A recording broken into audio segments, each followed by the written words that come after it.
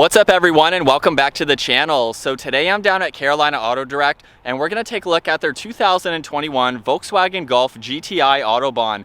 Huge shout out to them for providing this car for me today.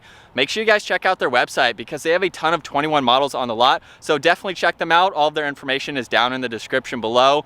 But the Golf that you see behind me is finished off in deep pearl black and it has a listing price right around $36,000. But we're going to start off today's review with what powers this Golf.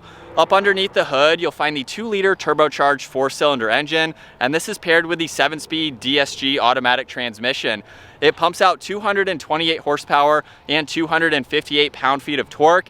It is front-wheel drive, weighs in just over 3,200 pounds. It'll do 0 to 60 in 5.7 seconds up to its top speed of 155 miles an hour. And it also has a fuel capacity of 13.2 gallons, so you can expect to see around 24 miles per gallon in the city and 32 out on the highway. This has a wheelbase of 103.6 inches. Its overall length is 168.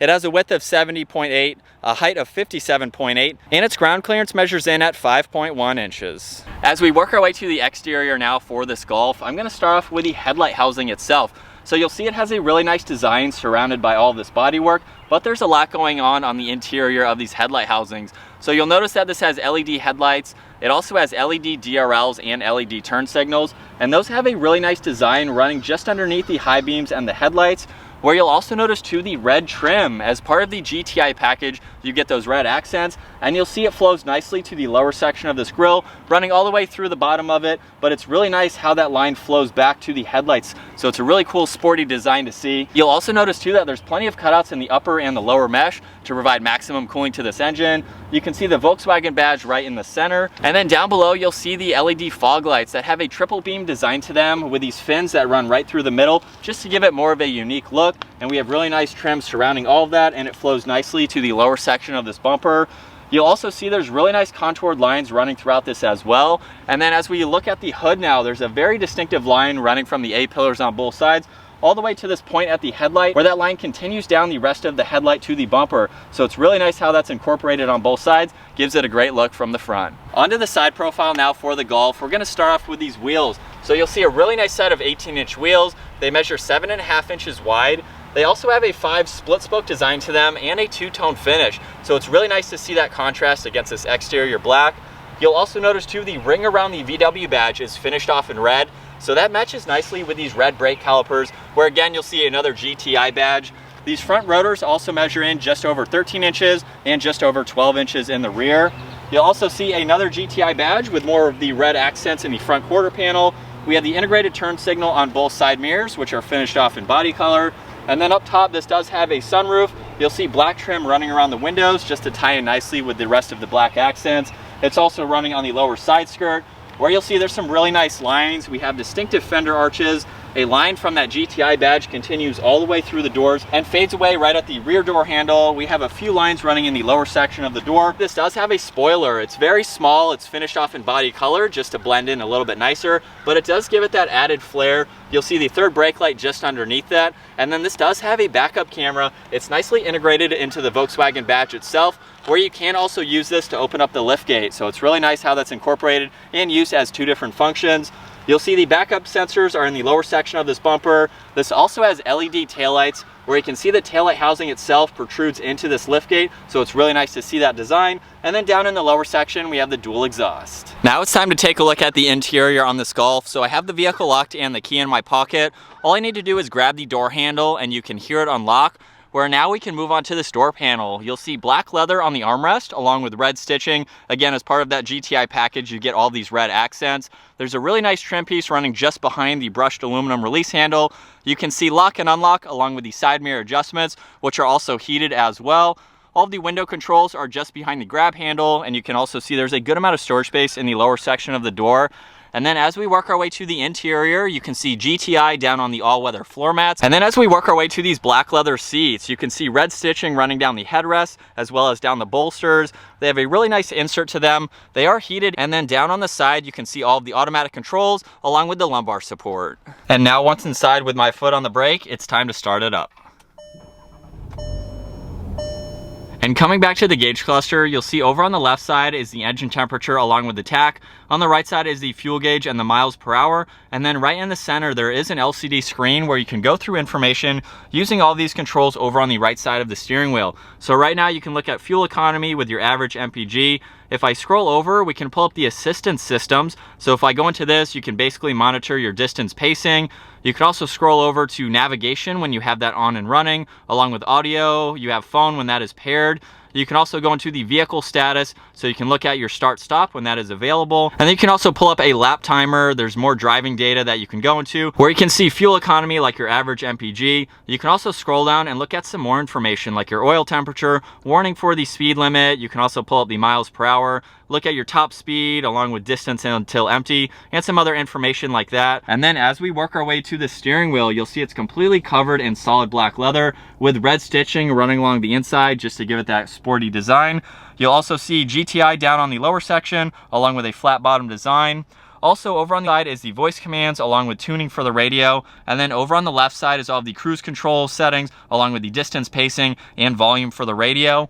And then this car also has the steering wheel mounted paddle shifters. So those are finished off in black and you can see them on both sides, of course.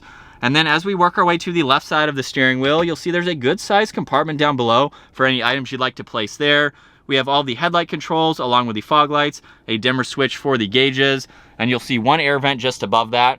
And then as we work our way to the center, you'll see two air vents right in the middle, and just below that is the 8-inch screen. This is a touchscreen system. You can see right now we're basically on the home screen, and you can pull up some information like the time and the date, of course. And then over on the left side is basically shortcuts to your radio and media. You can see power and volume for the radio. You can quickly get to your phone when that is paired along with the voice commands. And then over on the right side, we can pull up the navigation in full screen, so that way you can see the map. There's apps that you can go into with whatever you'd like to use, like Apple CarPlay and Android Auto. This is tuning for the radio, of course. You can also click on car, so you can look at some more averages, and we can scroll through this. Basically your trip A and trip B, miles since you've refilled, and all of that information. You can also look at your vehicle status too, so you can monitor everything with that. And then the last button here is menu, so you can pull up your radio and phone, navigation, you can go into vehicle, all your different settings, so you can configure this how you would like to. So it's very straightforward and simple, but it has a lot of usable information. And then working our way below that, you'll see these small LCD screens on both sides for the temperature for your driver and passenger. So this does have a dual zone climate. They are synced right now. You'll also notice the heated seat controls along with where you'd like the air. And then we have the fan speed right in the center, some other buttons to the left and the right of that. And then as we work our way to the very bottom, you can see this good sized compartment here where you could place your phone. There's some auxiliaries so you could charge some items. We can even close this up, where you'll see it's finished off in black to match everything surrounding the screen. And then as we work our way to the shifter now, you'll see it's finished off in leather with even more of that red stitching. If I pull the release up front, we can put this into reverse, where you'll see the backup camera and the guidelines. I can also push on this button too, and that will show you your sensors for front and rear, which is very helpful to see. You'll also notice over on the left side is the engine start stop button. If I push on this mode button here, you can go through the different driving modes. So you can see eco, comfort, normal, sport, and custom. So depending on how you'd like to drive this vehicle, makes it very easy to go through all of those. You'll also notice the engine start stop feature along with traction control. And then over on the right side are the parking sensors, so you can turn those on and off if you'd like to. And then this also has a parallel parking feature. So just by pushing on that button here and turning on your turn signal, it will start to search for a spot, tell you to put the vehicle into reverse, and help you in that. So it's very great to see that for a vehicle like this. You'll also notice we have the manual parking brake with even more red stitching, 2 cup holders, and a 12 volt. And then as we work our way to the center armrest here, you'll see there's a little bit of storage space for anything you'd like to place there. This also moves forwards and backwards just to give you a little bit more comfort. And then working our way to the glove box now, you'll see there's plenty of room for all of your information that has to go there. We'll take one last look at these seats that have a very nice design to them. And as I mentioned earlier, this does have a sunroof, so I can open up the sunshade. You'll see the controls for the sunroof up in the middle, along with a sunglass holder on the back side, and you'll also notice the dome lights are up here too. And jumping into the back seats now for this Golf, I'm gonna start off with the amount of room that I have. At 5'10", I have the front seat set at my height. I can easily put my shoes up underneath the seat, and I have around 2 or 3 inches in front of my knees and about 2 or 3 inches above my head. So it is spacious for a full-size adult like myself to be in the back, Might be a little more crammed if you have someone in the middle, but you could easily have someone on both sides. If you don't have a passenger in the middle, we have this armrest along with 2 cup holders, and you can also fold the middle section of the seat down. So there's a cutout. If I fold this down, that gives you a little bit more versatility if you have a passenger on both sides to put in any larger items if you need to. These seats also have a 60-40 split for the backrest, so you can fold those down and make this hatchback a lot more versatile with all of this usable space that you can see behind the seats. And last up, we can take a look at the rear storage space. As I mentioned earlier, the Volkswagen logo is actually the release. So if I push on the top and grab up underneath, that is how you can open up this lift gate. And you'll see there's a good amount of storage space with the back seats up. You can see there's a toolkit over on the left side, along with a first aid kit on the right side. This also has a 12 volt. You can see the removable cover that's there if you want to hide any of your items. And then you can see just how much more space there is once you fold the back seats down. And if you remove this cover here, that gives you a lot more interior storage, so it makes it very versatile for this 4-door vehicle. And then up top, the grab handles are actually hidden. They're on the back side here, making it very easy to close. All right, so getting the 2021 Golf GTI Autobahn out on the road now. Wow. Even coming around a turn like that, not doing anything crazy, but just giving it a small acceleration. This is a great handling car. If you're in the market for a hot hatch like this, it definitely has a lot to offer. There's a lot of interior storage space. So for the size of this vehicle, this would be a very practical daily driver. And it also has that sporty aspect to it as well. With this 7-speed automatic transmission, I have it in sport mode at the moment. Gonna go down to 2nd gear. It's not a incredibly quick car, but we got up to the speed limit just like that. There's no torque steer or anything. It doesn't have that much horsepower to create that, but it's a fast car. It doesn't weigh a lot, so it definitely can get up and move, and you can have a lot of fun with this front wheel drive car. Coming around in turns, just going at normal speeds here, it's handling very well, but you could get this out on some back mountain roads if you really wanted to and have a little bit sporty driving with it. We have the different driving modes that we can use to do that as well. So let's pop it into sport mode.